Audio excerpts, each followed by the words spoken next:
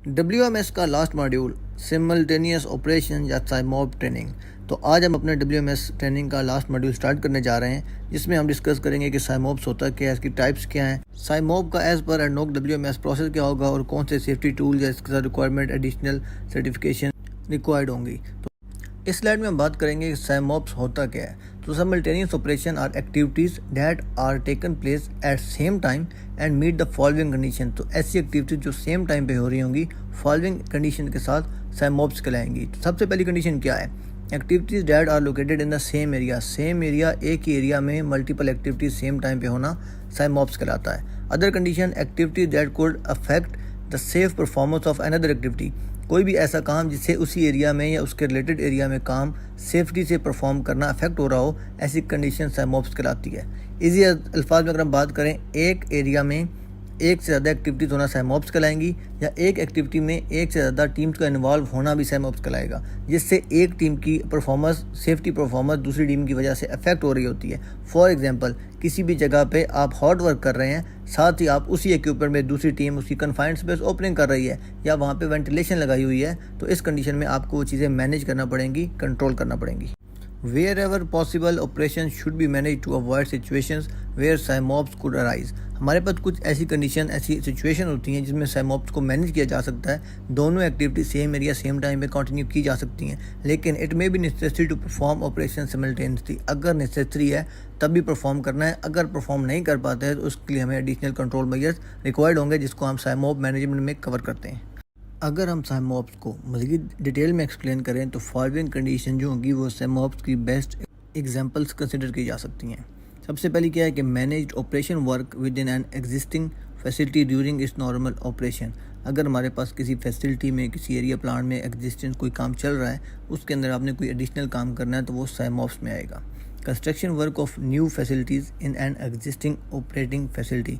कहीं पे ऑपरेशन चल रहा है, किसी ऑपरेटिंग फैसिलिटी के अंदर आप कोई कंस्ट्रक्शन काम करने जा रहे हैं, साइमॉब कंडीशन से आप मैनेज करेंगे। Maintenance, trouble shooting, turn around and other modification work with an existing operating facility. अगर कोई प्लांट इन ऑपरेशन है, उसके आप अंदर शट डाउन करने जा रहे हैं, आप ट्रबल शूटिंग, मेंटेनेंस करने जा रहे हैं, तो वो आपकी साइमॉब के अंदर ही आपका कवर किया जाएगा। उसको हम सिमल्टेनियस ऑपरेशन, जो एक टाइम पे मल्टीपल ऑपरेशन सेम एरिया में हो रहे हैं, कंसिडर किया जाएगा। Eight the and, construction work of new facility in the vicinity of existing operation facility. किसी ऑपरेशन फैसिलिटी के अंदर, प्लांट के अंदर आप एडिशनल एक और नया प्लांट कंस्ट्रक्ट कर रहे हैं, कंस्ट्रक्शन कर रहे हैं, तो ये तमाम चीज़ें साइमॉब कहलाएंगी। इनको साइमॉब कोऑर्डिनेशन के अकॉर्डिंग, साइमॉब के तरीके से एज पर WMS मैनेज किया जाएगा। साइमॉब्स के मॉड्यूल का पर्पस क्या है? To provide a framework to identify potential hazards and threats associated with concurrent operation. हमारे पास एक ऐसा फ्रेमवर्क मैकेनिज़्म होना चाहिए जो साइमॉब्स साइमल्टेनियस ऑपरेशन के काम के दौरान पोटेंशियल हैजर्ड्स या ख़तरात, थ्रेट्स को आइडेंटिफाई कर सके। The application of SIMOPS is intended to provide. जो एप्लीकेशन होगी साइमॉब मॉड्यूल की, उससे हमें क्या क्या चीज़ें समझ आएंगी, मालूम पड़ेंगी या अंडरस्टैंडिंग बनेगी। अब basic for safe performance of simultaneous operation.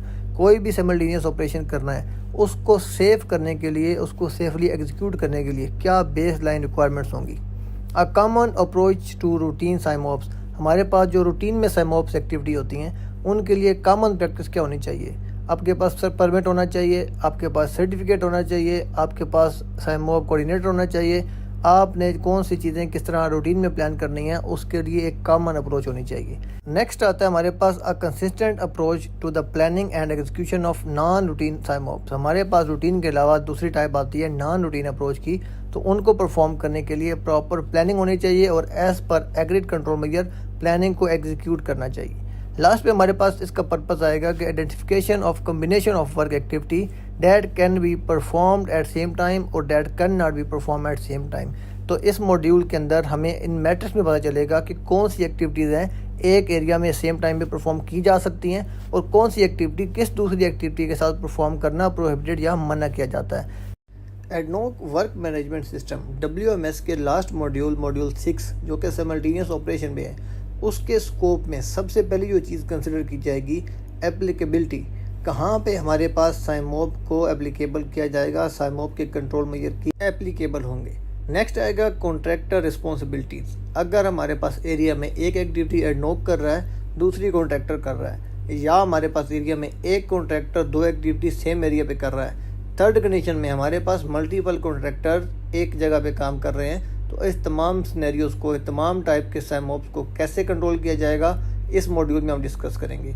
उसके बाद एप्लीकेशन, हमने साइमोप को कैसे मैनेज करना है। प्लानिंग के अंदर जो चीज़ें हमारी risk assessment, dynamic risk assessment, जो चीज़ें एग्रेड होंगी एज पर मोपो मैट्रिक्स, वही चीज़ें हमने एग्जीक्यूट करवानी होंगी, एप्लीकेबल होंगी, वो उनकी एप्लीकेशन को हमने इंश्योर करना होगा। इसके बाद जो चीज़ आएगी डेविएशन, किन कंडीशन में हम साइमोप्स को कंसिडर नहीं करेंगे, कि कौन सी ऐसी एक्टिविटीज़ होंगी जिनमें हम साइमोप से डेविएशन ले सकते हैं, साइमल्टेनियस ऑपरेशन का मॉड्यूल उन पे एप्लीकेबल नहीं होगा। तो ये तमाम चीज़ें हम इस मॉड्यूल में डिटेल से डिस्कस करेंगे। रोल एंड रिस्पॉन्सिबिलिटीज़, जिस तरह WMS में बाकी तमाम मॉड्यूल्स के अकॉर्डिंग तमाम लोगों की रोल एंड रिस्पॉन्सिबिलिटीज़ को क्लियरली डिफाइन किया गया है, इसी तरह साइमल्टेनियस ऑपरेशन के लिए भी रोल एंड रिस्पॉन्सिबिलिटीज़ को डिटेल में डिफाइन कर दिया गया है। पर्पज़ क्या है?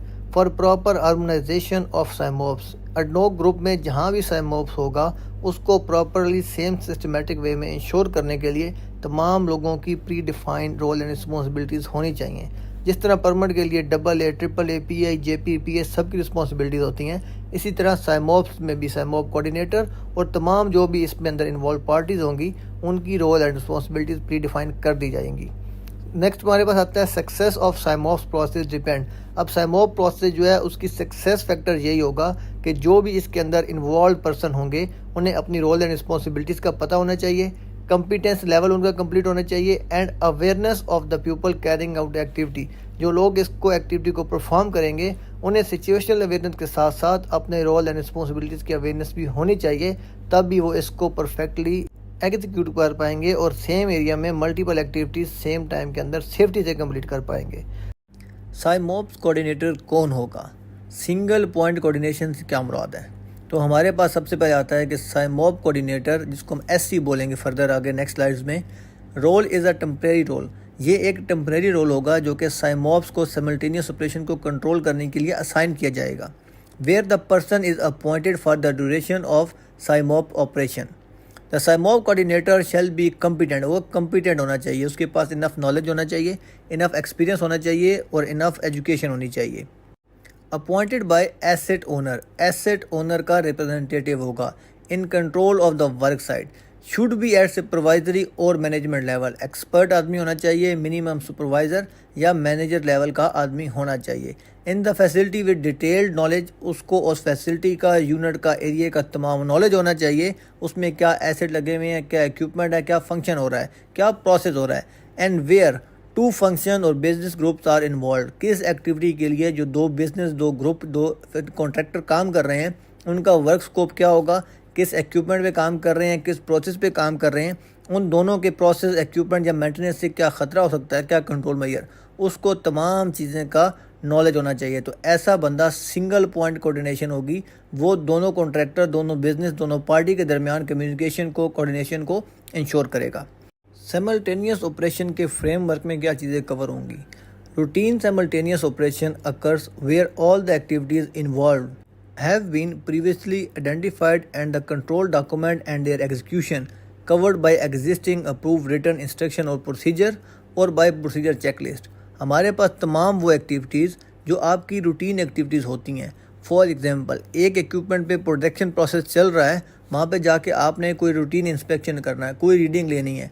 अगर किसी ऑपरेशन एरिया में, प्लांट के अंदर आपने कुछ मटेरियल शिफ्टिंग करनी है, तो तमाम वो एक्टिविटी जो आपकी एक रूटीन एक्टिविटीज़ होंगी लेकिन एक एरिया में दूसरी एक्टिविटी के पैरेलल आपको करनी होंगी, अगर तो उनके लिए तमाम जो प्रोसीजर है, जो प्लानिंग है, जो कंट्रोल्स हैं वो प्रीवियसली आइडेंटिफाइड हैं, तमाम इंस्ट्रक्शन तमाम लोगों को कम्युनिकेट हैं, क्लियर चेकलिस्ट वहाँ पे अवेलेबल है, तो ऐसी तमाम जो साइमल्टेनियस ऑपरेशन होगा इसको हम बोलेंगे रूटीन साइमोप्स या रूटीन साइमल्टेनियस ऑपरेशन, जो कि एक चेक लिस्ट बेस पे ही आप उसको परफॉर्म कर सकते हैं, एग्जीक्यूट कर सकते हैं, मैनेज कर सकते हैं।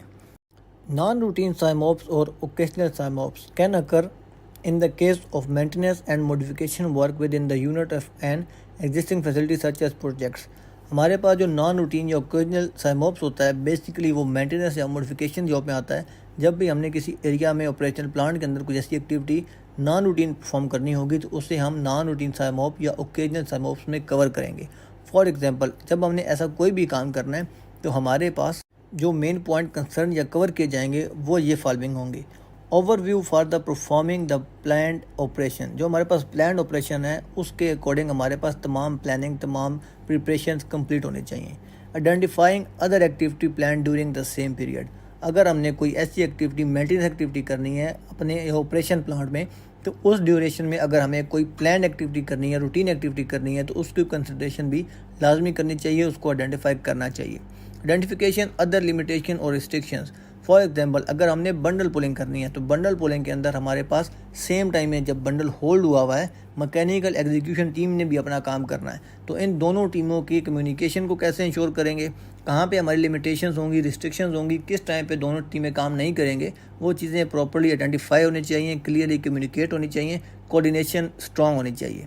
नेक्स्ट आएगा आइडेंटिफिकेशन ऑफ सर्कमस्टांसेस, हमारे पास लाइटिंग कितनी होनी चाहिए, हमारे पास वेदर कंडीशन कितनी होनी चाहिए, हम क्रेन के साथ मैन लिफ्ट यूज़ कर सकते हैं नहीं कर सकते, हमारे क्रेन जब लिफ्ट हो रही है, काम कर रही है, उसके साथ कौन कौन से काम हम कंटिन्यू करवा सकते हैं, कौन से काम हम नहीं करवा सकते, तमाम चीज़ें क्लियरली आइडेंटिफाई, कम्युनिकेट और कंट्रोल होनी चाहिए। सबसे important cheese, undertaking a formal risk assessment, हमारे पास डायनेमिक रिस्क असेसमेंट साइमोब कोऑर्डिनेशन की साइड पर होगी, उससे पहले एक फॉर्मल रिस्क असेसमेंट होनी चाहिए जिसके अंदर तमाम hazard control measures who might be harm, उसके अंदर एज़ पर अराइकी हमने तमाम जो रिस्क है उसको एज रीजनेबली प्रैक्टिकेबल लेवल तक लेके आना है, अलार्म लेवल तक लेके आना है, तभी हम नॉन रूटीन साइमोब को सेफली कोऑर्डिनेट कर पाएंगे, एग्जीक्यूट कर पाएंगे। टाइप्स ऑफ साइमोब्स एंड मोपोमेट्रिक्स, सबसे पहली चीज़ आती है कि साइमोब्स की टाइप क्या क्या हो सकती हैं। तो सेपरेट मैट्रिक्स में be constructed for the below various categories. Operation specific SIMOPS क्या होगा, एडवर्स वेदर या इन्वायरमेंटल कंडीशंस में साइमोब्स कैसे होगा, कैसे मैनेज करेंगे।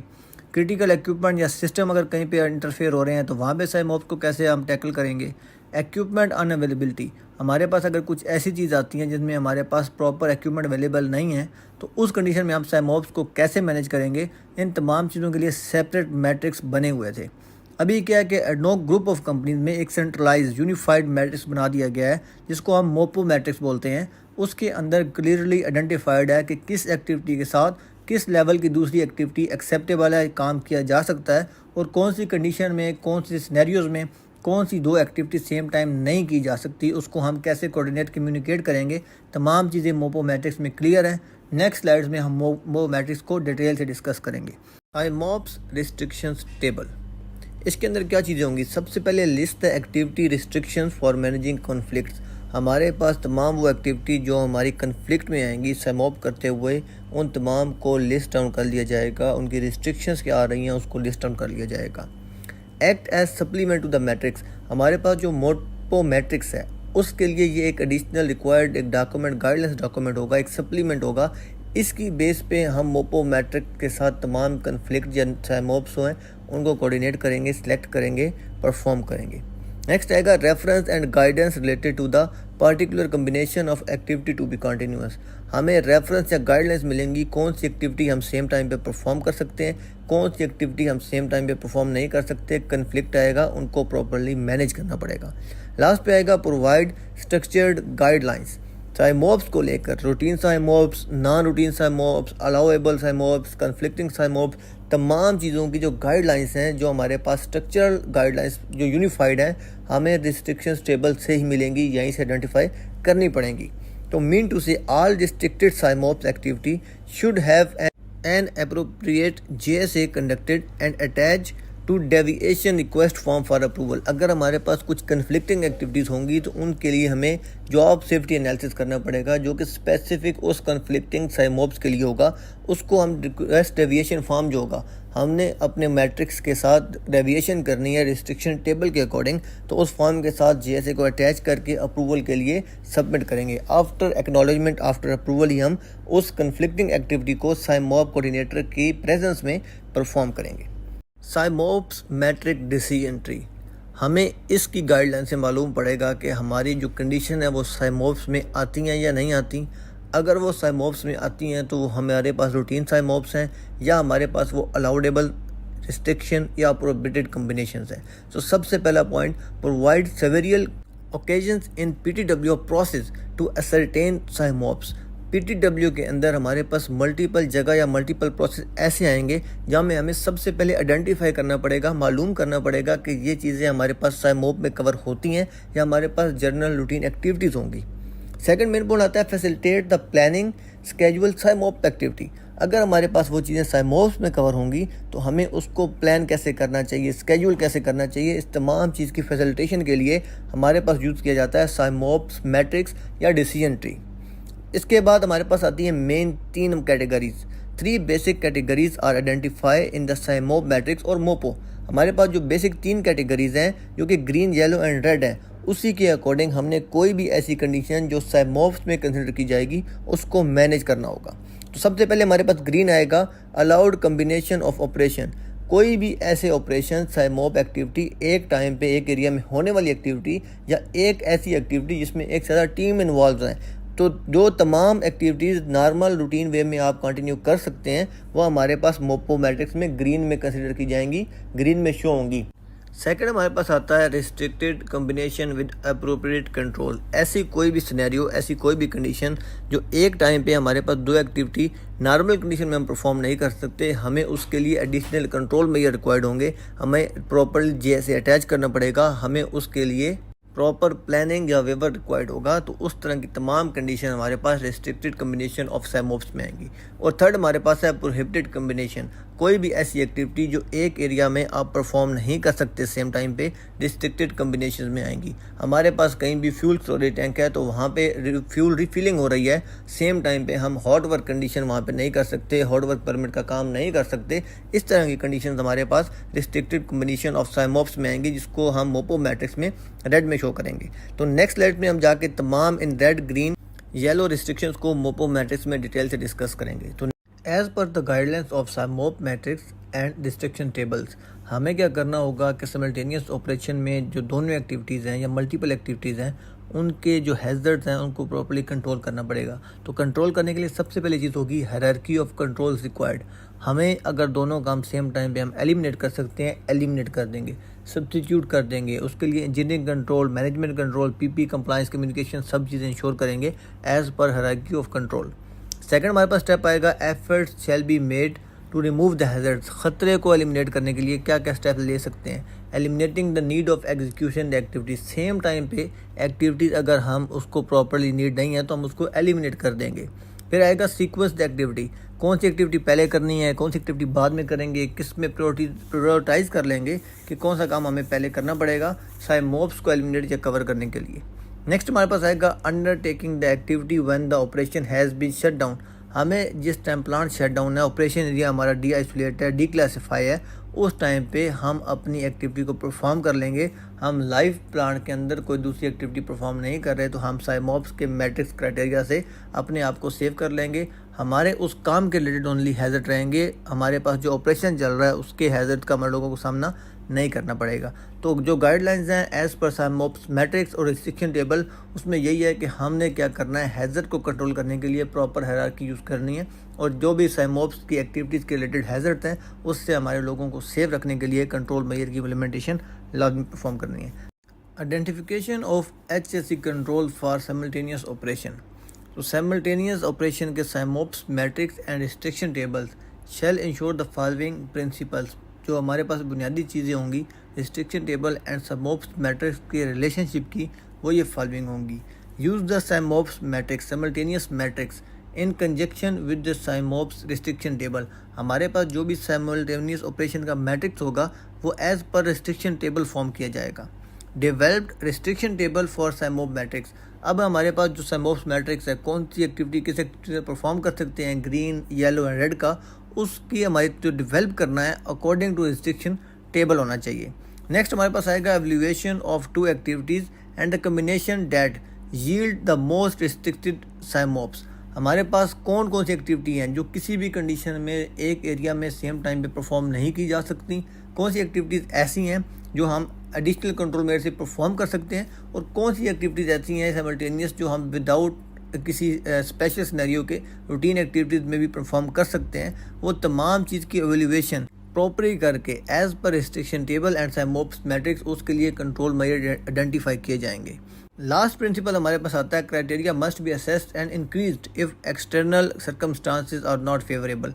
हमने अगर किसी ऐसे एरिया में सिमल्टेनियस ऑपरेशन करना है जहाँ पे हमें एक्सटर्नल जो रिसोर्सेज हैं, सर्कमस्टांसेस हैं, हमारे लिए अच्छे नहीं जा रहे, डायरेक्ट सनलाइट में हमने काम करना है, हाई टेम्परेचर में हमने काम करना है, हैवी विंड में हमने काम करना है, पुअर लाइटिंग में हमने काम करना है, हमारे पास एरिया क्लीन नहीं है, तो इस तरह के सर्कमस्टांसेस जो हमारे काम के अलावा एडिशनल ख़तरात पैदा करेंगे, उस चीज़ को भी कंसिडर करते हुए कंट्रोल मेजर्स में उसको प्रॉपर्ली आइडेंटिफाई करके कंट्रोल उसके अकॉर्डिंग हमें जस्टिफाई करने पड़ेंगे, अप्रूव करने पड़ेंगे और इम्प्लीमेंट करने पड़ेंगे ताकि हमारा साइमल्टेनियस ऑपरेशन सेफ वे में कंप्लीट एग्जीक्यूट हो सके।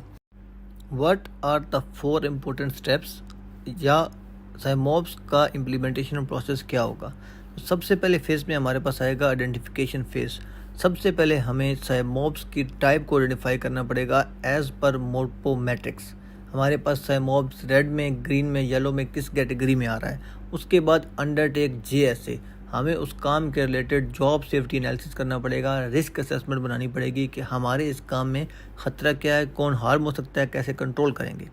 हमें आइडेंटिफाई करना पड़ेगा कि हमारे पास FRA होगा, जैसे लेवल 1 होगा, 2 होगा, जो भी requirement as per IWAP team और एज़ पर मोपो मैट्रिक्स हमें वो चीज़ आइडेंटिफाई करनी पड़ेगी। सेकंड फेज़ में हमारे पास आएगा preparation phase. Identify and approve controls, हमें उस काम के लिए कौन कौन से क्रिटिकल कंट्रोल्स रिक्वायर्ड हैं उनको आइडेंटिफाई करके अप्रूव किया जाएगा, एग्रीड किया जाएगा। And form plan including resources for management of SIMOP risk to as low as reasonably practicable.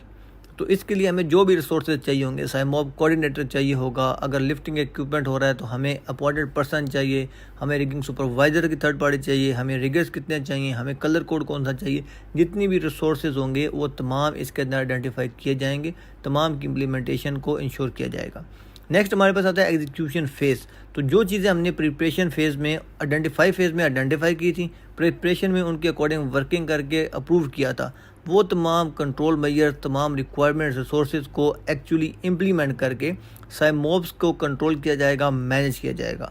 And में आता है हमारे पास रिव्यू फेज़। तो जब हमारा साइमोप्स कंप्लीट हो चुका है, साइमल्टेनियस ऑपरेशन कंप्लीट हो चुका है, after action reviewed AAR of SIMOPS management and update the document including SIMOPS matrix. तो हमारे पास तमाम चीज़ों को फॉर फ्यूचर एविडेंस या फ्यूचर कंसर्न उसको अपडेट कर दिया जाएगा, रिकॉर्ड का पार्ट बना दिया जाएगा ताकि फ्यूचर में उससे हम गाइडलाइंस ले सकें।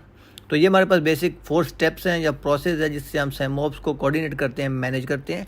Identification, preparation, execution and review phase. SIMOPS simultaneous process का सबसे पहला पार्ट आएगा आइडेंटिफिकेशन फेज़। इसके अंदर क्या होगा, as per IWAP team integrated work activity planning process जो होगा, सबसे पहले हमने चीज़ आइडेंटिफाई करनी है, involves identifying the hazard arising as result of simultaneous operation. हमारे पास क्रेन लिफ्टिंग हो रही है, साथ ही हमारे पास बंडल पुलिंग हो रही है। तो हमारे पास क्रेन लिफ्टिंग के अलग हैजर्ड थे, हमारे पास बंडल पुलिंग के अलग हैजर्ड थे। अभी हमने आइडेंटिफाई करना है कि जब हम दोनों एक्टिविटी इकट्ठी कर रहे हैं, साइमल्टेनियस ऑपरेशन कर रहे हैं, तो हमारे कौन से लोगों को किस खतरात का सामना करना पड़ेगा। मैकेनिकल टीम के लिए लिफ्टिंग के हैजर्ड्स नहीं होंगे, नॉट फेमिलियर, और हमारे पास जो रिगिंग टीम होगी उसके लिए मैकेनिकल के हैजर्ड्स के फेमिलियर नहीं होंगे। तो हमने तमाम चीज़ें कंसिडर करनी है कि हमारे पास ख़तरा क्या होगा, कौन से लोग उसको एक्सपोज करेंगे, उनको हमने कैसे सेव करना है। उसके बाद क्या है कि एवेल्यूएट्स the consequence of failure.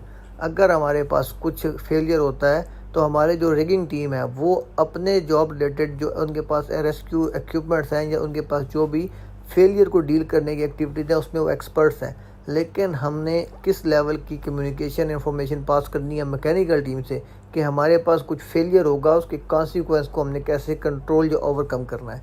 Next है identifications, whether proposed expected operation है या एक्टिविटी है वो हमारे पास रूटीन साइमोप्स में आएगी या नॉन रूटीन साइमोप्स में आएगी।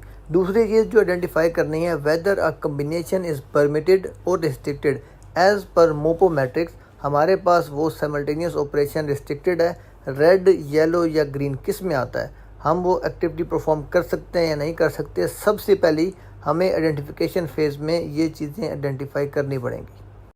Identification phase of simultaneous operation. Circumstances where concurrent activities or operations occur with potential to compromise safe operation।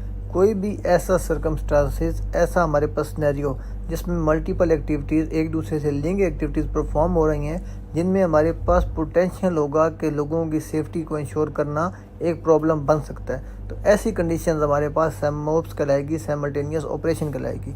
For example हमारे पास नीचे डिटेल में डिस्कस करने के लिए 3 एग्जांपल दी गई हैं। सबसे पहले क्या होगा, simultaneous operation where large work parties under different management structure. सबसे इंपॉर्टेंट बात, different management structure carry out work which result in hazards that may impact other. हमारे पास 2 डिफरेंट कंपनीज काम कर रही हैं, 2 डिफरेंट मैनेजमेंट ग्रुप काम कर रहे हैं, 2 डिफरेंट सुपरविजन ग्रुप काम कर रहे हैं। ऐसी कंडीशन में एक वर्किंग पार्टी के साथ दूसरी वर्किंग पार्टी भी उसके हैजर्ड के एक्सपोज हो रही है। जो एक्टिविटी हम खुद परफॉर्म कर रहे हैं, हमें उसके हैजर्ड कंट्रोल का पता था, दूसरे हमारे हैजर्ड से उनके कंट्रोल में ज़्यादा फेमिलियर नहीं है, तो ऐसी कंडीशन में क्या होगा, हमारे पास साइमल्टेनियस ऑपरेशन को प्रॉपरली मैनेज किया जाएगा, जिससे एक सेम एरिया में, सेम इक्विपमेंट में या सेम एक्टिविटी में इन्वॉल्व दोनों टीम एक दूसरे के हैजर्ड से अवेयर हों और उनको प्रॉपरली मैनेज कंट्रोल कर पाएँ। नेक्स्ट हमारे पास एग्जांपल आती है प्रेजेंस ऑफ इनएक्टिव और इम्पेयर्ड सेफ गार्ड्स। हमारे पास कुछ ऐसा इक्विपमेंट मशीनरी चल रही थी जिसको सेफ गार्ड प्रॉपरली किया गया था, हमने उसकी करीब जाके काम करना है। अगर वो इनएक्टिव सेफ गार्ड है या इम्पेयर्ड सेफ गार्ड है, डैमेज सेफ गार्ड है, तो हमारे काम के एडिशनल हमें उस इक्विपमेंट से भी खतरा हो सकता है। इस कंडीशन को भी हम साइमल्टेनियस ऑपरेशन में कवर करेंगे। नेक्स्ट आता है threats posed by external influences और ऑपरेशंस। हमारे पास अपना नॉर्मल रूटीन ऑपरेशन चल रहा है, हमारे एक्टिविटी में साथ कोई काम चल रहा है जिसकी वजह से हमारे प्रोसेस को या हमें ख़तरा हो सकता है, तो उस काम को भी हम साइमल्टेनियस ऑपरेशन साइमोप्स के थ्रू ही मैनेज करेंगे। तो आइडेंटिफिकेशन फेस में सबसे पहले हमने आइडेंटिफाई करना है कि हमारा जो वर्क है, एक्टिविटी है, साइमल्टेनियस ऑपरेशन में आता है कि नहीं आता। तो एज़ पर WMS अगर इन 3 सिनेरियोज में से कोई भी एक सिनेरियो होगा तो हमें वो अपना तमाम काम साइमल्टेनियस ऑपरेशन को फॉलो करते ही कंप्लीट करना पड़ेगा। Preparation phase of simultaneous operation में सबसे पहले जो चीज़ आएगी वो आएगा साइमोप्स मैनेजमेंट प्लान। अब साइमोप्स मैनेजमेंट प्लान क्या होता है, उसकी प्रिपरेशन या अप्रूवल कैसे होगी। तो preparation of a SIMOPS management plan shall include the following elements. जो हमारे पास 4 इंपॉर्टेंट थिंग्स हैं साइमोप मैनेजमेंट प्लान के अंदर लाजमी होनी चाहिए, कवर डिस्कस की जानी चाहिए। सबसे पहली चीज़ आएगी डिस्क्रिप्शन ऑफ ऑपरेशन। हमने काम क्या करना है, सबसे पहले हमें उसकी क्लियर अंडरस्टैंडिंग होनी चाहिए। उस काम के लिए हमें क्या रिक्वायर्ड है, क्रिटिकल वर्क परमिट है, क्रेन चाहिए होगी, हॉट वर्क होगा, कन्फाइंड स्पेस, जो भी होगा हमें उसकी क्लियर डिस्क्रिप्शन चाहिए। उसके बाद कौन से टूल हमने यूज़ करने हैं, वेल्डिंग मशीन यूज़ करनी है, ग्राइंडर यूज़ करना है, हमने जो भी टूल यूज़ करना होगा उसकी हमें स्पेसिफिक क्लियर डिस्क्रिप्शन नॉमिनेशन चाहिए होगी। नेक्स्ट आएगा identification of additional supervision and support. हमारे पास अगर लेट्स सपोज लिफ्टिंग ऑपरेशन होना है, बंडल पुलिंग होनी है, तो सिर्फ लिफ्टिंग सुपरवाइज़र करवा लेगा या हमें अपॉइंटेड पर्सन ऑन साइट चाहिए। अगर हमारे ऑपरेशन प्रोसेस एरिया के अंदर कोई काम हो रहा है, उसके अंदर हमें एरिया ऑपरेटर की प्रेजेंस में, ऑपरेशन असिस्टेंट में वो काम करना है या विदाउट उसकी प्रेजेंस हम कर सकते हैं। तमाम चीज़ों को आइडेंटिफाई किया जाएगा। एलोकेशन ऑफ रिस्पॉन्सिबिलिटीज़, हमारी जो जॉब रिस्पॉन्सिबिलिटीज़ होंगी उस काम के लिए गैस टेस्टिंग हमारा होल वाचर कर सकता है या AGT को ऑन स्पॉट रहकर एडिशनल रिक्वायरमेंट्स परफॉर्म करनी पड़ेंगी। साइमोप्स कोऑर्डिनेटर की क्या रिस्पॉन्सिबिलिटीज़ होंगी, सुपरवाइज़र किस लेवल तक जॉब एक्सिक्यूट करवा सकते हैं, तमाम चीज़ें वहाँ पे आके प्रॉपर एलोकेट असाइन की जाएंगी। नेक्स्ट सबसे इंपॉर्टेंट चीज़ job safety analysis as per JSA IWAP team के अकॉर्डिंग। अगर हमें उस काम के लिए JSA चाहिए तो JSA वहाँ पे लाजमी उन दोनों जॉब के लिए प्री डिफाइन होना चाहिए। उन दोनों जॉब के सेपरेट हैजर्ड्स क्या हैं, कंट्रोल मेजर्स क्या हैं, आपके JSA के अंदर तमाम चीज़ें कवर होनी चाहिए। एज़ पर मोपो मैट्रिक्स और रिस्ट्रिक्शन ट्री हम इन तमाम चीज़ों को लेकर चलेंगे, तभी हम साइमोप्स की मैनेजमेंट प्लान को अप्रूव या बना पाएंगे। तो अगर हमारे पास मोपो मैट्रिक्स में हम वो दोनों चीज़ें एक टाइम पे कर सकते हैं, रिस्ट्रिक्शन टेबल भी हमें अलाउ कर रहा है, उसके बाद JSA होनी चाहिए, तमाम रिस्पॉन्सिबिलिटीज़ एलोकेट करनी चाहिए, एडिशनल सुपरविजन और तमाम वर्क डिस्क्रिप्शन के साथ हम साइमोप मैनेजमेंट प्लान की तरफ प्रोसीड करेंगे। साइमोप मैनेजमेंट प्लान बनाते हुए फॉलोइंग चीज़ें कंसिडर करना बहुत ज़रूरी है। सबसे पहले requirement for specific qualification and training. जैसे हमने लास्ट स्लाइड में डिस्कस किया था कि अगर हमारे पास साइमोप्स होगा तो लिफ्टिंग सुपरवाइज़र वो लिफ्टिंग नहीं करवा पाएगा, उसके लिए हमें अपॉइंटेड पर्सन ऑन स्पॉट या ऑन साइट चाहिए होगा। Interface with other operation including commercial aspects, अगर हमने रनिंग ऑपरेशन प्लान में कुछ काम करना है तो उसके लिए हमें उसकी प्रॉपर इंटरफेस डिफाइन करना पड़ेगा, इंक्लूडिंग ऑपरेशन कमर्शियल असिस्टेंस, अगर हम कोई थर्ड पार्टी या कोई सप्लाई पे काम कर रहे हैं। Interface is another relevant document. तो जो भी तमाम डॉक्यूमेंट रिक्वायर्ड होंगे तमाम हमारे पास लाजमी होने चाहिए। Protection and detection system and their interconnections, हमारे पास कुछ ऐसी हमने मटेरियल वहाँ पे शिफ्ट करना है, मोबिलाइज करना है, जिससे हमारे नेचुरल ऑपरेशन को किसी भी तरह का कुछ अफेक्ट हो सकता है। तो उसके अकॉर्डिंग जितने भी डिटेक्शन सिस्टम होगा, मोनीटर होंगे, डिटेक्टर होंगे, वो तमाम प्रॉपरली काम करने चाहिए। अगर वो काम कर रहे हैं तो उनको आपस में इंटरलिंक होना चाहिए ताकि किसी भी किस्म की अनवांटेड सिचुएशन को टैकल किया जा सके। इन सब कंट्रोल मेजर्स के बाद अगर कुछ हमारे पास इमरजेंसी हो जाती है तो उसके लिए पहले से हमें इमरजेंसी प्रिपरेशंस करने पड़ेंगे और अल्टरनेटिव प्लान बनाना पड़ेगा। लेट्स सपोज अगर हम कुछ केमिकल वहाँ पे हैंडलिंग कर रहे हैं, केमिकल क्लीनिंग कर रहे हैं, हमारे पास उस प्रोसेस एरिया में कुछ स्पिल हो जाता है, लीकेज हो जाती है, तो हमने उसको कैसे टैकल करना है। तो इन तमाम चीज़ों के साथ ही हमें तमाम प्रिंसिपल डिफाइन करने पड़ेंगे। लास्ट में हमारे पास आएगा requirements for work permit and isolation certificate के हमें सिमल्टेनियस ऑपरेशन को परफॉर्म करने के लिए सिंगल परमिट चाहिए या मल्टीपल परमिट चाहिए। हमें एक ही परमिट पे दोनों हम काम कर सकते हैं या दोनों एक्टिविटी के सेपरेट परमिट लेके हम जो साइमोप्स कोऑर्डिनेटर होगा उसके थ्रू वर्किंग एरिया में साइमोप्स को मैनेज करेंगे। अगर हमारे डिफरेंट कॉन्ट्रैक्टर काम कर रहे हैं तो उनको हम सेम परमिट पे कैसे लेके आएंगे, तमाम चीज़ें प्रिपरेशन के फेज़ में हमें साइमोप मैनेजमेंट प्लान में क्लियरली डिफाइन करके अप्रूव करवानी पड़ती हैं। इसके साथ आइसोलेशन सर्टिफिकेट, हमें इलेक्ट्रिकल आइसोलेशन चाहिए, मैकेनिकल चाहिए, प्रोसेस इंस्ट्रूमेंटेशन, कौन सी आइसोलेशन चाहिए, तमाम चीज़ें प्री डिफाइन होंगी। उसके अकॉर्डिंग हम DADP के as per instructions isolation perform करेंगे और तमाम काम करते हुए साइमोप्स को 100% सेफली एग्जीक्यूट करवाएंगे। आइडेंटिफिकेशन फेज़, जिसके अंदर हमने साइमल्टेनियस ऑपरेशन का मैनेजमेंट प्लान वगैरह बनाकर अप्रूव किया था, उसके बाद हमारे पास सबसे इंपॉर्टेंट फेज़ आता है प्रिपरेशन फेज़। इसके अंदर हमें क्या करना पड़ेगा, साइट कोऑर्डिनेशन रोल सबसे पहले डिफाइन करने पड़ेंगे, ऑर्गेनाइजेशन स्ट्रक्चर बनाना पड़ेगा और कम्युनिकेशन मेथड को डिफाइन करना पड़ेगा कि हमने साइमल्टेनियस ऑपरेशन को किस तरह सक्सेसफुली सेफली कंप्लीट करना है। तो सबसे पहले अपॉइंटमेंट ऑफ साइमोप्स कोऑर्डिनेटर, सबसे इंपॉर्टेंट जो भी आपने काम करना है उसके लिए साइमल्टेनियस ऑपरेशन कोऑर्डिनेटर आपका होना लाजमी है।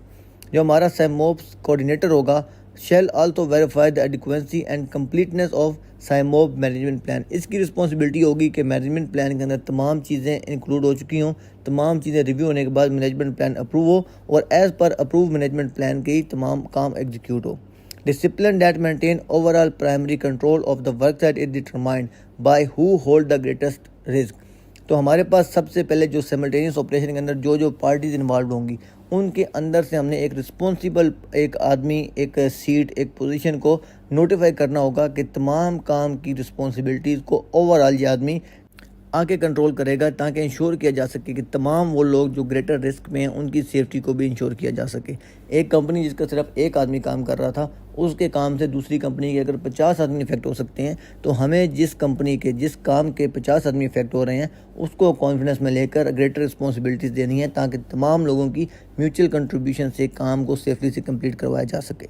नेक्स्ट आएगा SIMOP coordinator would be one of the functional supervisor. ये आपके एरिया का एरिया अथॉरिटी भी हो सकता है, जिस एरिया में काम हो रहा है उस एरिया का सुपरवाइजरी लेवल का एम्प्लॉय आपका साइमोप कोऑर्डिनेटर हो सकता है। Safety system shall be check by relevant stakeholder. तो हर स्टेक होल्डर अपना सेफ्टी सिस्टम चेक करेगा, इंश्योर करेगा, वेरीफाई करेगा कि तमाम जो काम हो रहा है वो सेफ्टी से कंप्लीट हो रहा है। किसी किस्म का इस काम में ना हमारे ऑपरेशन को कोई प्रॉब्लम है, ना हमारे लोगों को कोई खतरा है और ना हमारी इन्वायरमेंटल डैमेज होने का कोई चांस है।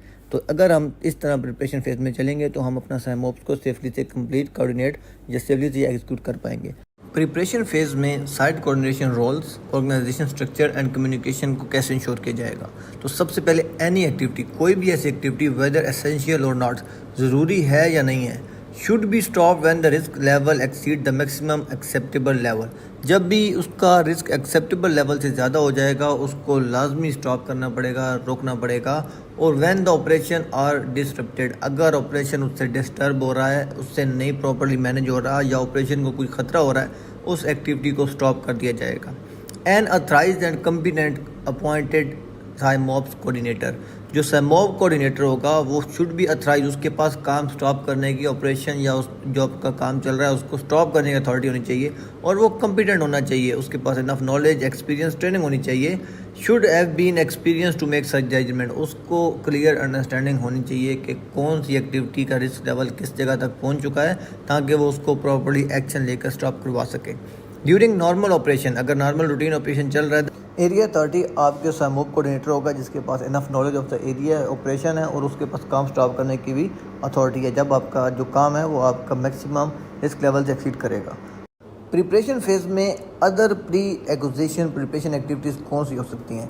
तो सबसे important a site survey prior to commencing SIMOPS by the appointed person and involve parties. तो काम स्टार्ट करने से पहले एक साइट सर्वे किया जाएगा जो कि अपॉइंटेड आपका साइमॉप कोऑर्डिनेटर और इन्वॉल्व पार्टीज़ जो कंपनियां जो आपकी एक्टिविटी होनी है वो तमाम उनके सुपरवाइज़र या लीड मैन साइमॉप कोऑर्डिनेटर के साथ जाके एरिया में प्रॉपर्ली विजिट करेंगे ताकि डायनामिक रिस्क असेसमेंट की जाए, ऑन सिनेरियो चीज़ों को असेस किया जा सके। उसके बाद review of requirements for shutting down work in affected areas. जिस एरिया में हमने काम करना है उसमें अगर हमने कुछ इक्विपमेंट प्लांट को शट डाउन करना है तो उसके लिए जो रिक्वायरमेंट होंगी उनको भी रिव्यू किया जाएगा। इस तमाम की बेस पे रिवीजन और मॉडिफिकेशन ऑफ रिस्क असेसमेंट, और हमें किसी भी सिनेरियो में कुछ करना है तो हमें साइमॉप्स मैनेजमेंट प्लान को रीडिफाइन करना पड़ेगा, मॉडिफाई या रिव्यू करना पड़ेगा as per the recommendation of site survey. End पे क्या होगा कि applicable incident management drill should be conducted prior to commencing SIMOP operation. हमने जो साइमॉप ऑपरेशन करना है उसके फेलियर अगर कुछ हो जाता है तो उसके अकॉर्डिंग हमारे पास इमरजेंसी रेस्क्यू प्लान या प्लान बी क्या होगा, उसके लिए हमें एक ड्रिल करनी पड़ेगी कि अगर कोई स्पिल हो जाता है, कुछ इंसिडेंट हो जाता है तो हमने उसको रिस्पॉन्स क्या करना है, हमारा रेस्क्यू प्लान, हमारी प्रिपरेशन कितनी वैलिड है। तो इस तरह की तमाम चीज़ें हमने अपना प्रिपरेशन फेज़ में प्री एग्जीक्यूशन कंप्लीट करनी होंगी। इस तमाम प्रोसीजर के बाद ही हम अपना साइमॉप को सिमल्टेनियस ऑपरेशन को परफॉर्म कर पाएंगे। प्लानिंग और प्रिपरेशन फेज़ के बाद आएगा एग्जीक्यूशन फेज़। तो once the planning of operation is confirm, planning confirm हो चुकी है, हमारे पास प्लान मैनेजमेंट बन चुका है and the detail program and procedures approved, हमारे पास तमाम प्रिपरेशन फेज़ अप्रूव्ड हो चुके हैं। Every effort shall be extended to mobilise equipment and personnel to meet achieve the schedule. हमें क्या करना पड़ेगा, अपनी तमाम जो एफर्ट्स हैं, तमाम इनपुट, अपने तमाम इक्विपमेंट को और लोगों को मोबिलाइज करने के लिए अपनी इनपुट स्टार्ट करनी पड़ेगी ताकि विद इन गिवन स्केड्यूल हम अपने साइमॉप्स कोऑर्डिनेट करके अपना काम कंप्लीट कर सकें। This section describe guidelines for the execution of routine और नॉन रूटीन साइमल्टेनियस ऑपरेशन। तो इसके अंदर हमें मालूम पड़ेगा कि हमने रूटीन साइमल्टेनियस ऑपरेशन या नॉन रूटीन साइमल्टेनियस ऑपरेशन कैसे करना है, इंक्लूडिंग प्री स्टार्ट वेरिफिकेशन, हमने कौन सा परमिट लेना था वो ही लिया, हमने क्या इंस्टॉलेशन करना था वो किया, कोऑर्डिनेशन मीटिंग ऑन स्पॉट कौन सी थी, रिस्क असेसमेंट क्या थी, तमाम चीज़ें pre start verification and preparation for execution. हमें उसके लिए कौन से इक्विपमेंट चाहिए थे, लोगों का कम्पिटेंसी लेवल क्या चाहिए था, तमाम एग्जीक्यूशन के इस फर्स्ट फेज़ में हम तमाम चीज़ें वेरीफाई इंश्योर करेंगे ताकि जब हम एक्चुअली एग्जीक्यूशन स्टार्ट कर रहे हैं हमारा काम किसी भी वजह से स्टॉप ना हो और हम अपने गिवन टाइम फ्रेम में अपना काम सिमल्टेनियस ऑपरेशन सेफ्टी से कंप्लीट कर पाएँ। एग्जीक्यूशन फेज ऑफ साइमॉप्स में सबसे इंपॉर्टेंट चीज़ है on site pre start checks. तो जब हमने साइमल्टेनियस ऑपरेशन स्टार्ट करना है तो साइमॉप कोऑर्डिनेटर सबसे पहले एक चेक लिस्ट बेस्ड ऑडिट करेगा क्या क्या चीज़ें कवर होंगी। तो following document should be included in the pre check list by the SIMOP coordinator. Applicable matrix of permitted operation, आपके पास मैट्रिक्स परमिटेड ऑपरेशन होना चाहिए कि कौन सी एक्टिविटी किस एक्टिविटी के साथ हम किस रेफरेंस से परफॉर्म कर रहे हैं। कॉमन इमरजेंसी रिस्पांस प्लान, अगर ड्रिल की हुई है उसका रिकॉर्ड रेफरेंस के लिए, otherwise based on the drill हमारे पास इमरजेंसी रेस्क्यू प्लान होना चाहिए, रिस्पांस प्लान होना चाहिए कि इन केस ऑफ इमरजेंसी हम क्या करेंगे, अप्रूव्ड होना चाहिए, साइट पर अवेलेबल होना चाहिए। एसेट, इक्विपमेंट और एक्टिविटी स्पेसिंग रिक्वायरमेंट, जो चीज़ें हमें रिक्वायर्ड होंगी वो तमाम की लिस्ट होनी चाहिए, कौन सी चीज़ें कौन सी कंपनी किस पर्पज़ के लिए यूज़ कर रही है, तमाम information SIMOP coordinator pre check list में अपना फिल करेगा, अपने पास नोट डाउन करेगा। Site layout diagram with master point, हम किस यूनिट में काम कर रहे हैं, किस एरिया में काम कर रहे हैं, हमारे पास असेंबली पॉइंट कौन कौन सा करीब पड़ता है, अगर विंड डायरेक्शन हमारी लेफ़्ट टू राइट हुई तो हमने किस असेंबली पॉइंट पर जाना है और हमें असेंबली पॉइंट पर जाने के लिए एवैक्यूएशन रूट कौन सा यूज़ करना है, तमाम चीज़ें उसके पास रिटर्न में होनी चाहिए ताकि उसको प्रॉपर कम्युनिकेट किया जा सके। डिटेल ऑफ साइमॉप्स इम्पैक्ट कॉन्टूर्स, हमारे इस साइमॉप्स में क्या क्या इम्पैक्ट, क्या क्या ड्रॉबैक्स आ सकते हैं, उसके पास तमाम चीज़ रिटर्न स्टेटमेंट में होनी चाहिए ताकि उसको बेटर कम्युनिकेट किया जा सके। सबसे एंड पे कम्युनिकेशन रिक्वायरमेंट, सबसे पहले कम्युनिकेशन होगी टीबीटी, एक मास टीबीटी, एक कोऑर्डिनेशन मीटिंग होगी ऑन साइट पर जिसके अंदर तमाम जो वर्क पार्टीज हैं उनको इन्वॉल्व करके तमाम एक्टिविटी एक्सप्लेन की जाएगी, हैजर्ड कंट्रोल मेजर जस्टिफाई किए जाएंगे।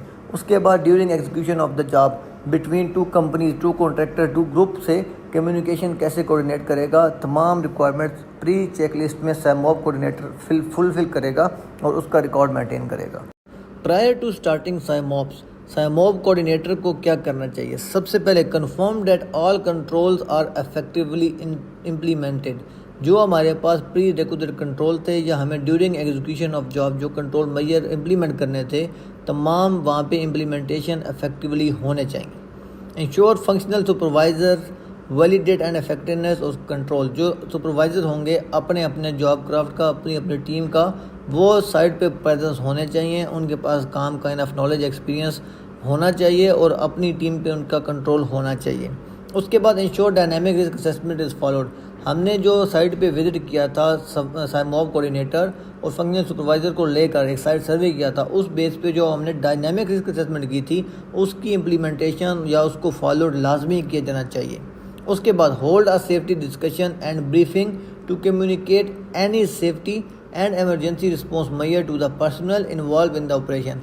जो लोग उस साइमल्टेनियस ऑपरेशन में काम कर रहे हैं, जितनी टीम जितने ग्रुप उस एक एक्टिविटी में या एक एरिया में सेम टाइम पे काम करेंगे, सबको लेकर एक सेफ्टी टूल बॉक्स टॉक करनी पड़ेगी, एक कम्युनिकेशन सेशन करना पड़ेगा, एक हमें टीबीडी करनी पड़ेगी जिसके अंदर तमाम चीज़ों को कवर किया जाएगा। इंश्योर किया जाएगा कि तमाम चीज़ें तमाम लोगों के साथ प्रॉपर्ली कम्युनिकेट हो चुकी हैं। अगर तमाम लोगों को साइमल्टेनियस ऑपरेशन के इन्वॉल्व में जितने काम हो रहे हैं सबके खतरात कंट्रोल में का पता है, तभी उस ऑपरेशन में वो अपने आप को सेफ सिक्योर रख सकते हैं और साइमल्टेनियस ऑपरेशन सेफ्टी से कंप्लीट कर सकते हैं। तो ये हमारे पास कुछ बुलेट पॉइंट्स हैं जो साइमॉब कोऑर्डिनेटर ने इंश्योर करना है। साइमल्टेनियस ऑपरेशन स्टार्ट करने से पहले जो हमारे पास एक कम्युनिकेशन सेशन होगा या सेफ्टी मीटिंग होगी, वो किस बेस पे होनी चाहिए? तो site safety meeting of SIMOP exercise shall range in advanced of a startup of SIMOP activity. तो साइमल्टेनियस ऑपरेशन की जो भी टीबीटी होगी वो काम स्टार्ट करने से पहले आपने कंडक्ट करनी है, जिनमें मेन ये चीज़ें कवर होनी चाहिए। सबसे पहले स्कोप क्या है, पर्पज़ क्या है इस काम का, और उस काम के ऑब्जेक्टिव क्या है, हमने काम किन ऑब्जेक्टिव को अचीव करते हुए कंप्लीट करना है। उसके बाद आएगा review of operational details and communication lines. हमने जो हमारी ऑपरेशन डिटेल्स हैं उनको डिटेल से रिव्यू करना है, डिस्कस करना है। और कम्युनिकेशन लाइन क्या होगी, कोई भी हमारे पास इंफॉर्मेशन पास करनी है, कम्युनिकेट करनी है, हमने क्या मेथड यूज़ करना है। Next procedure instruction responsibilities. हमने अपना काम किस स्टेप्स में किन प्रोसीजर पे कंप्लीट करना है, क्या इंस्ट्रक्शन को फॉलो करनी है और किस आदमी की क्या रिस्पॉन्सिबिलिटीज़ होगी। लाइन ऑफ कमांड को क्लियरली वहाँ पे सबके साथ कम्युनिकेट कर दिया जाएगा। फिर एमरजेंसी प्रिपरेशंस क्या होंगी और हमारा एमरजेंसी रिस्पांस प्लान क्या होगा। हमारे पास जिस टाइप की भी इमरजेंसी हो सकती है हमारे ऑपरेशन में, हमारे साइमल्टेनियस ऑपरेशन में, तो उसको डिस्कस किया जाएगा और उस इमरजेंसी को रिस्पॉन्स करने के लिए हमारे पास क्या प्लान है वो भी बताया जाएगा। Utilisation of safety equipment and protective clothes. हमने अगर काम करते हुए रिफ्लेक्टिव क्लॉथ यूज़ कर रहे हैं तो वो होने चाहिए। अगर हमने कोई स्पेशल पीपी यूज़ करने हैं वो होना चाहिए। ब्रीथिंग सप्लाइड एयर चाहिए तो वो होना चाहिए। मीन टू से हमारे काम के लिए जो भी सेफ्टी इक्विपमेंट या पीपीज रहेंगे, तमाम की कम्युनिकेशन हमने इस सेफ्टी मीटिंग में तमाम लोगों के साथ इंश्योर करनी है। उसके बाद मैनेजमेंट ऑफ द ऑपरेशन। इस ऑपरेशन का सेफ्टी साइमॉब्स कोऑर्डिनेटर कौन है, हमने इसको किसकी इंस्ट्रक्शन से फॉलो करना है, हमने परमिट किससे इशू करवाना है, आइसोलेशन सर्टिफिकेट कौन लेके आएगा, गैस टेस्टिंग कौन करेगा। Management of this simultaneous operation, तमाम चीज़ों को साइड सेफ्टी मीटिंग में तमाम लोगों के साथ क्लियरली कम्युनिकेट करनी है, ताकि उन्हें पता होना चाहिए कि इस क्रिटिकल काम को हम लोग परफॉर्म करेंगे तो हमें किन इंस्ट्रक्शन पे फॉलो करना चाहिए। ड्यूरिंग साइमॉब एग्जीक्यूशन, जो साइमॉब कोऑर्डिनेटर होगा उसकी क्या रिस्पॉन्सिबिलिटीज़ है। सबसे पहली important responsibility, review, approve and sign all the paper और इलेक्ट्रॉनिक परमिट। अगर परमिट टू वर्क के साथ साइमॉब का काम हो रहा है as per permit endorser for non routine SIMOPS, तो अगर हमारे पास नॉन रूटीन साइमॉब एक्टिविटी होगी तो हमारे पास जो साइमॉब कोऑर्डिनेटर होगा उसने परमिट को रिव्यू करना है, साथ सर्टिफिकेट्स को रिव्यू करना है और एज अ परमिट इंडोजर उसको साइन करना है। इलेक्ट्रॉनिक साइन करके परमिट को आपने इंडोज करना है। नेक्स्ट इंपॉर्टेंट रिस्पॉन्सिबिलिटी आएगी maintain rigorous oversight of all SIMOP work activity. सख्त से बिल्कुल स्ट्रिक्ट होकर तमाम एक्टिविटीज़ को मॉनिटर करना है जो भी साइमॉब्स के अंडर कवर हो रही हैं, जो भी आपके रिस्क असेसमेंट के साथ जो भी आपकी साइट सर्वे में कंट्रोल कवर या रिकमेंड हुई थी। Ensure that all the worker have received information regarding the current SIMOP activity. जो आपने साइट सेफ्टी मीटिंग की थी साइमॉब स्टार्ट होने से पहले, इंश्योर करना है तमाम लोग उसमें इन्वॉल्व होने चाहिए, तमाम लोगों के पास सब इन्फॉर्मेशन होनी चाहिए कि हमारे एरिया में क्या काम चल रहा है, हमारे काम के अलावा जो दूसरे काम हैं उनमें ख़तरात क्या हैं और हमें उन ख़तरात से अपने आप को कैसे बचाना है अपने काम के खतरात से दूसरे लोगों को कैसे सेव करना है, तमाम इन्फॉर्मेशन तमाम वर्क क्रू के पास होनी चाहिए। Ensure emergency response plan are in place and understood. अगर हमारे पास कुछ इमरजेंसी होती है तो इमरजेंसी रिस्पॉन्स प्लान क्या है, फर्स्ट एडर कौन होंगे, रेस्क्यूअर कौन होंगे, कौन कौन से इक्विपमेंट चाहिए, तमाम चीज़ों की अवेलेबिलिटी होनी चाहिए और तमाम लोगों को उसके बारे में क्लियर अवेयरनेस, क्लियर इंस्ट्रक्शन होनी चाहिए कि हमने किस नंबर पर कॉल करनी है, किस आदमी की क्या रिस्पॉन्सिबिलिटी है, ताकि in case of any emergency as soon as तमाम लोगों को रेस्क्यू किया जा सके, फर्स्ट एड प्रोवाइड की जा सके। तो ये रिस्पॉन्सिबिलिटीज़ हैं SAMOP कोऑर्डिनेटर की during execution of the job. Simultaneous operation management plan, permit, certification, इनके अलावा जो इन्फॉर्मेशन या जो इंस्ट्रक्शन या फर्दर रिक्वायरमेंट SAMOP कोऑर्डिनेटर को साइट पे इंश्योर करनी है, वो हमारे पास कौन सी होंगी। तो सबसे पहले signage at the site entrance that include the name of SAMOP coordinator, contact phone number and the location. हमने जिस एरिया में काम करना है उस एरिया में इंट्रेंस साइनेज होना चाहिए। इंट्रेंस साइनेज के एडिशनल जो एक्टिविटी हमारी हो रही है उन तमाम के साइनेज होने चाहिए। Contact number, emergency contact number और SAMOP कोऑर्डिनेटर का नाम, उसके ऑफिस की लोकेशन होनी चाहिए। कम्युनिकेशन चैनल प्री डिफाइन होना चाहिए कि आपने अगर कम्युनिकेट करना है तो आपने कैसे करना है। अब परमिट बोर्ड और इक्विवेलेंट सिस्टम, ऑन साइट आपका परमिट होता है तो इसलिए आपको वहाँ पे एक परमिट बॉक्स सेंट्रलाइज होना चाहिए, जहाँ पे आपके काम के रिलेटेड परमिट पड़ा होना चाहिए। कोई भी किसी भी टाइम आके उसको एक्सेस कर सकता है, ऑडिट कर सकता है, वेरीफाई कर सकता है। Control access system for the site applicable for level of activity and risk. हमारे पास जितनी भी वर्किंग एक्टिविटी है वो बैरिकेडेड होनी चाहिए, वहाँ पे अनऑथराइज एक्सेस को रोकना चाहिए और कंट्रोल एक्सेस होने चाहिए। अगर हमारे पास व्हीकल एंट्री है तो वहाँ पे फ्लैग मैन होना चाहिए, अदरवाइज एक अथराइज पर्सन जो कि वहाँ पे सिर्फ उन्हीं लोगों को अलाउ करेगा जो लोग उस एक्टिविटीज़ में या उन मल्टीपल एक्टिविटीज़ में इन्वॉल्व होंगे। कोई भी अनऑथराइज आदमी को साइट पे आना अलाउड नहीं होगा। ये चीज़ें डिपेंड करेंगी रिस्क लेवल पे हमारे पास सिमल्टेनियस ऑपरेशन में क्या क्या एक्टिविटीज़ हो रही हैं, उसके अकॉर्डिंग हमें साइट की तमाम रिक्वायरमेंट को फुलफिल करना पड़ेगा। हमें अपने एरिया को प्रेमिसेस को सेफ कंट्रोल करना पड़ेगा। जब तक हमारा सिमल्टेनियस ऑपरेशन चलेगा, अगर वो एक शिफ्ट से ज़्यादा है या कुछ टाइम ड्यूरेशन के लिए है, तो हमारा जो SAMOP कोऑर्डिनेटर है उसकी क्या रिक्वायरमेंट या क्या रिस्पॉन्सिबिलिटीज़ होंगी। सबसे पहले कि डेली SAMOP प्लानिंग मीटिंग उसने फैसिलिटेट करनी है, एक मास टीबीटी जिसमें तमाम वर्क पार्टी कंसर्न्स इन्वॉल्व होंगे वो कंडक्ट करनी है। Ensure conflict due to scope, या काम के लेके जो भी कन्फ्लिक्ट होंगे, कौन सा काम पहले करना है, किसकी वजह से दूसरे का काम रुक रहा है, तमाम चीज़ों को प्रॉपर्ली एड्रेस करके काम स्टार्ट करने से पहले आज के लेसन लर्न करके टीबीटी या जो आपकी प्लानिंग मीटिंग है उसके अंदर डिस्कस करके जो वर्क स्कोप है, जो आपने काम करना है, उसको अपनी प्लानिंग फेज़ में प्रॉपर्ली अच्छे तरीके से एड्रेस करेगा, ताकि काम करने के दौरान कोई भी चीज़ हमें किसी भी कन्फ्लिक्ट की वजह से किसी दूसरे को कुछ अफेक्ट ना हो, किसी दूसरे को कोई खतरा ना हो। Ensure that all hand over accountabilities between SAMOP parties. जितनी पार्टीज़ काम कर रही हैं, अगर किसी का काम दूसरे से लिंक्ड है, हैंड ओवर आ रहा है, मॉर्निंग में दूसरी शिफ्ट ने काम किया, आफ्टरनून में अलग शिफ्ट काम करेगी, या एक पार्टी ने अपना काम ख़त्म किया, स्पूल वहाँ पे हैंग करना था, दूसरी पार्टी ने वेल्डिंग करनी है, तो जो भी रिस्पॉन्सिबिलिटीज़ हैंड ओवर होगी प्रॉपर डॉक्यूमेंटेड होनी चाहिए, क्लियर वे में कम्युनिकेट होनी चाहिए। At the end ensure that all communication lines and mean are all the times tested and effective. जो भी कम्युनिकेशन मेथड है, वो आपका ईमेल है, आपका रेडियो है, आपकी रिटन कम्युनिकेशन 100% इफेक्टिव होनी चाहिए। ऑल टाइम आपकी वेरीफाइबल इफेक्टिव टेस्टेड होनी चाहिए। तो ये SAMOP कोऑर्डिनेटर की रिस्पॉन्सिबिलिटीज़ होंगी डेली बेसिस पे। जब आपका simultaneous operation for more than 1 day है या एक रेसिडुअल टाइम के लिए है, तो उसके दरमियान आपका जो SAMOP कोऑर्डिनेटर है उसने तमाम चीज़ें कंसिडर करनी होगी। सिमल्टेनियस ऑपरेशन में सबसे इंपॉर्टेंट चीज़ होती है कम्युनिकेशन। अभी हमारे पास इस स्लाइड में दोबारा वही है कि during execution proper communication must be established among all the person involve in simultaneous operation involving such mean as intercom और रेडियोज़। हमारे पास कम्युनिकेशन अफेक्टिव, स्ट्रॉन्ग, टेस्टेड लाजमी होने चाहिए, तभी हमारा साइमल्टेनियस ऑपरेशन सेफ्टी से कंप्लीट हो सकता है। फर्दर SAMOP कोऑर्डिनेटर ने क्या इंश्योर करना है कि पर्सनल मैनिफेस्ट और roster is available and up to date. हमने एम्प्लॉयज़ को रेस्ट स्केड्यूल क्या देना है, ड्यूरिंग वर्किंग आवर उनकी ब्रेक क्या होगी, ड्यूटी के बाद उन्हें ब्रेक कितनी मिलेगी, ये तमाम चीज़ें अप टू डेट होनी चाहिए। Communicate with the responsible employees, जो भी उनके रिस्पॉन्सिबल अथराइज एम्प्लॉयज़ हैं उनकी चीज़ें क्लियर कम्युनिकेट होनी चाहिए।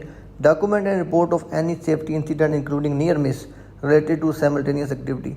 कोई भी हमारे पास इवन नियर मिस होगा, अनसेफ एक्ट या कंडीशन ऑब्जर्वेशन होगी साइमल्टेनियस ऑपरेशन को लेकर, उसको लाजमी डॉक्यूमेंटेड करना चाहिए, रिपोर्ट करना चाहिए, ताकि उसकी रूट काज फाइंड कर सकें, उसको हम एलिमिनेट कर सकें, एरिया को इम्प्रूव कर सकें, साइमल्टेनियस ऑपरेशन को सेफली से एग्जीक्यूट कर सकें।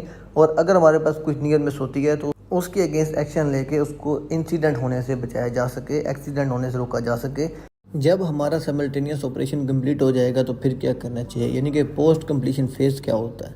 Upon completion of the operation involving simultaneous operation, it is recommended to conduct AAR after action review which shall be initiated by the asset owner representative. AAR में क्या चीज़ें cover होंगी? Review any incident and near misses. हमारे पास अगर कोई incident हुआ था, कोई नियर मिस हुआ था, तो उसको इन्वेस्टिगेट किया जाएगा, उसकी रूट कॉज, उसकी अंडरलाइन कॉज, उसके डायरेक्ट कॉज को डिटरमाइन किया जाएगा। तमाम कॉजेज़ की रेक्टिफिकेशन के लिए कंट्रोल मेजर्स या एडिशनल कंट्रोल रिकमेंड किए जाएंगे। नेक्स्ट होगा आइडेंटिफाई द लेसन। हमें अपनी सेफ एग्जीक्यूशन से क्या सबक हासिल हुआ, क्या इम्प्रूवमेंट या क्या हमने उससे सीखा, उसको हम लोग आइडेंटिफाई करके डॉक्यूमेंटेड करेंगे, ताकि नेक्स्ट टाइम जब हम सेम एक्टिविटी परफॉर्म करने जाएं तो अपनी सेफ प्रैक्टिस या अपने गुड लेसन्स को इसमें इम्प्लीमेंट कर सकें, इंश्योर कर सकें। Identify improvements of effectiveness simultaneous process. हम इसमें क्या चीज़ें मज़ीद इम्प्रूव कर सकते थे, हमारा कम्युनिकेशन मीडियम कैसा होना चाहिए था, लैंग्वेज बैरियर को ओवरकम करने के लिए क्या करना चाहिए था, कंपिटेंसी लेवल लोगों को क्या होना चाहिए था, प्लानिंग फेज में आके हमने क्या चीज़ें इंप्रूव करनी है, हमने अपना टाइम स्केल कितना लेके चलना था, मोबिलाइजेशन के हमारे पास टाइम कितना होना चाहिए था। जो तमाम चीज़ें हम इम्प्रूव कर सकते हैं उसको हमने AAR में आफ्टर एक्शन रिव्यू में आकर डिस्कस करना है, ताकि नेक्स्ट साइमल्टेनियस ऑपरेशन से पहले तमाम चीज़ों को रेक्टिफाई कवर किया जा सके। Review interim action requiring documented management of change. अगर हमने ड्यूरिंग साइमॉप्स कोई भी शिफ्ट कंट्रोलर चेंज हुआ, कोई साइमॉप कोऑर्डिनेटर चेंज हुआ, कुछ भी हुआ, तो जो भी चीज़ें थी हमारे पास टोटली मैनेजमेंट चेंज को डॉक्यूमेंटेड करना चाहिए, हमारे पास तमाम उसके प्रूफ होने चाहिए, ताकि नेक्स्ट टाइम हम इसकी प्री प्लानिंग करके चलें। हम अपना साइमॉप कोऑर्डिनेटर नॉमिनेट करने के साथ साथ एक स्टैंड बाय एक सेकेंडरी साइमॉप कोऑर्डिनेटर भी इन्वॉल्व करें अपनी एक्टिविटी प्लानिंग में, ताकि in case of any emergency अगर हमारा साइमॉप कोऑर्डिनेटर या कोई भी लीड मैन अगर अपना एरिया से काम छोड़ के जाता है किसी भी कंडीशन में, तो दूसरा जो ओवरटेक करेगा उसको तमाम इन्फॉर्मेशन की बेसिक नॉलेज पहले होनी चाहिए। तो ये हमारे पास होता है पोस्ट कंप्लीशन फेज में AAR, जिसको हम आफ्टर एक्शन रिव्यू बोलते हैं, जिसके अंदर हम अपने साइमॉप जो साइमल्टेनियस ऑपरेशन था उसके अकॉर्डिंग तमाम चीज़ों का आफ्टर जॉब कंप्लीशन रिव्यू करते हैं। उम्मीद करता हूँ ये मॉड्यूल भी आपको क्लियरली समझ आ चुका होगा। अगर आपका कोई भी क्वेश्चन आप कमेंट सेक्शन में मुझसे पूछ सकते हैं। इस मॉड्यूल की detail video full complete 1 video इसके बाद शेयर की जाएगी, और उसके बाद ट्राई की जाएगी कि हम अपने WMS को फुल फ्लैश 6 मॉड्यूल को सिंगल वीडियो में शेयर करें। अगर आपका कोई भी क्वेश्चन किसी भी मॉड्यूल का है तो आप कमेंट सेक्शन में पूछ सकते हैं। आपके वक्त देने का बहुत शुक्रिया। चैनल को सब्सक्राइब करना और बेल आइकन दबाना ना भूलिएगा।